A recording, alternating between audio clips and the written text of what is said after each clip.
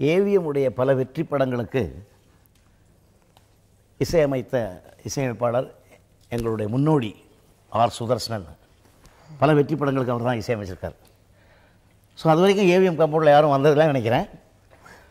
நாங்கள் அதுக்கு முன்னால் நானும் விஸ்வநாத் ராமூர்த்திங்கிற காம்பினேஷனில் பல படங்களுக்கு வெற்றி படங்களுக்கெல்லாம் இசையமைச்சு படங்கள்லாம் ஓரளவுக்கு நல்லா ஓடி பாப்புலர் ஆனதுக்கப்புறம் நான், வேல்மணி அவர்கள், பீம்சிங் அவர்கள், சோலமலை 4 பேரும் சேர்ந்து பதிபக்தின்னு ஒரு படம் எடுத்தோம். அந்த படம் எடுத்த உடனே அந்த படத்தில் பாட்டுகள்லாம் ஓரளவுக்கு நல்லா இருந்த ஒரு பார்த்த உடனே அந்த யூனிட் கம்ப்ளீட்டாக பாவ மன்னிப்புங்கிற ஒரு படம் ஆரம்பித்தோம். அதுக்கு செட்டியார் அவர்களே சொன்னார், உங்கள் குரூப்பை நீங்களே போட்டுக்குங்க அப்படின்னு. அவ்வளோ பெரிய ஒரு கலைக்கூடத்தில் நாங்கள் என்ட்ரான்ஸு அந்த பதிபக்தி படம் முடித்து பாவ மன்னிப்புங்கிற படத்துக்கு எங்கள் யூனிட்டோடு வந்து சேர்ந்தோம்.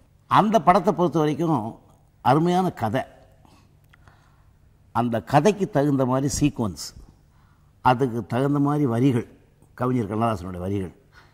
ஸோ இதெல்லாம் சேர்ந்து ஒரு அந்த காலத்தில் வந்த சினிமா பாடல்களை கம்பேர் பண்ணும்போது ஏதாவது ஒரு அன்யூஷுவலாக புதுமையாக பண்ணணுங்கிற ஒரு முயற்சியை அப்போ தான் நாங்கள் தொடங்கியிருக்கோங்கிற நினைக்கிறேன். நான் அதுக்கு முன்னால் ஒரு மெத்தடாக இருந்தது மியூசிக் செக்ஷன் பாட்டுகள்லாம்.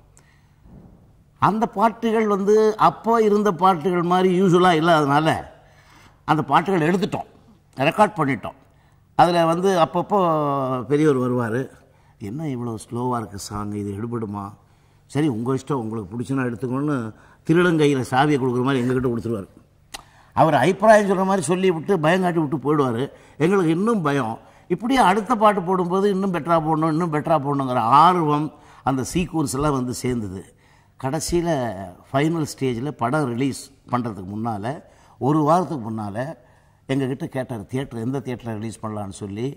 அந்த அப்போ சாந்தி தியேட்டருக்கு போய் அது உமாபதி தியேட்டர் அவர் சொந்த தியேட்டரை செக் பண்ணி அதில் சவுண்டு நல்லா இல்லைன்னு சொன்ன உடனே கூப்பிட்டு, எங்கள் மியூசிக் டைரக்டர் சவுண்ட் நல்லா இல்லைங்கிறாங்க, நீங்கள் தியேட்டரை ரெக்டிஃபை பண்ணலைன்னா நான் படம் மாற்றிடுவேன்னு சொல்லி அவ்வளோ கேர் எடுத்து எல்லாம் பண்ணதுக்கப்புறம் அவர் என்ன சொல்கிறாரு, எவ்ரிதிங் ஓகே, உங்கள் இஷ்டத்துக்கு போட்டிங்க, எனக்கு பயமாக இருக்குது சாங் செக்ஷனை பொறுத்த வரைக்கும், ஜனங்களுக்கு பிடிச்ச மாதிரி கேட்ட உடனே பாடுற மாதிரி பாடல் இல்லையோ அப்படிங்கிற பயம் வந்திருக்கு, அதனால் வெள்ளிக்கிழமை படம் ரிலீஸு, திங்கக்கிழமை செவ்வாய்க்கிழமை இன்னொரு பாட்டு எடுத்துருங்க அப்படின்னு சொல்லி ஜனரஞ்சகமாக ஒரு பாட்டு வேணும்னு சொல்லி சாய வேட்டி தலையில் கட்டின்னு ஒரு பாட்டு. சாய வேட்டி தலையில கட்டி சந்தனம் கொளுத்தி மார்பில கொட்டி சிங்கம் போலே போற மச்சா என்ன கொஞ்சம் பார்த்து போக. சாய வேட்டி தலையில கட்டி சந்தனம் கொளுத்தி மார்பில கொட்டி சிங்கம் போலே போற மச்சா என்ன கொஞ்சம் பார்த்து போக.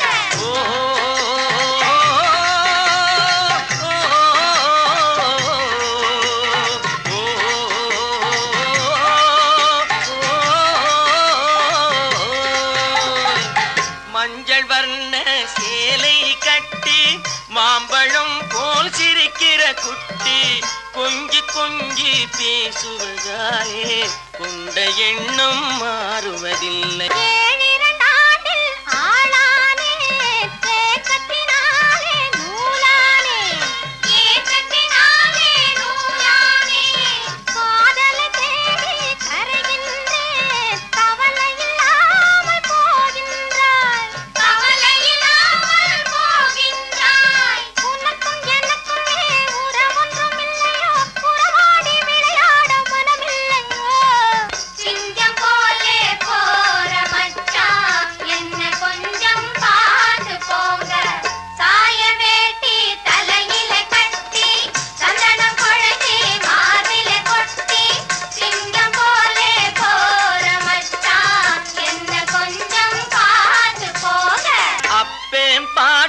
காலத்திலே அக்கறை சீமைக்கு போற புள்ளே, அக்கறை சீமைக்கு போற பிள்ளை, கப்பலில் ஏறி போகையிலே காதலித்தானும் போவதில்லை, காதலித்தானும் போவதில்லை.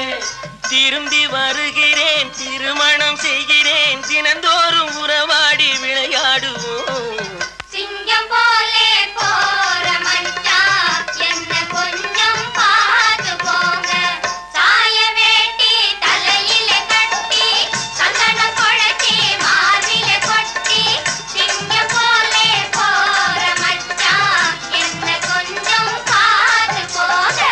கவியரங்க மேடையெல்லாம் தமிழை எவ்வளவு சிறப்பா பாடுறிய ஐயா, சினிமாவில் கொச்சியா பாட்டு எழுதுறியான்னு சொன்னாங்க. நான் கொஞ்சம் அரகண்டாவே அதுக்கு பதில் சொன்னேன். நான் சினிமாவில் விட்டறியும் எலும்புக்கு வாலாட்டும் நாய், கவியரங்கத்துல வண்ணமொழி பிள்ளைக்கு தாலாட்டும் தாய்ன்னு சொன்னேன். இது 10 பேருடைய திருப்திக்காக செய்யற காரியம், ஆத்ம திருப்தி.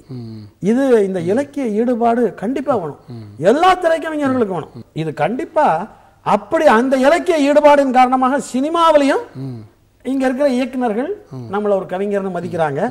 வெளியே போனாலும் வெறும் சினிமா கவிஞர் மட்டும் இல்ல, இந்த ஆள் ஒரு இலக்கிய ஈடுபாடு உள்ளவன், இலக்கியவாதி அப்படின்னு.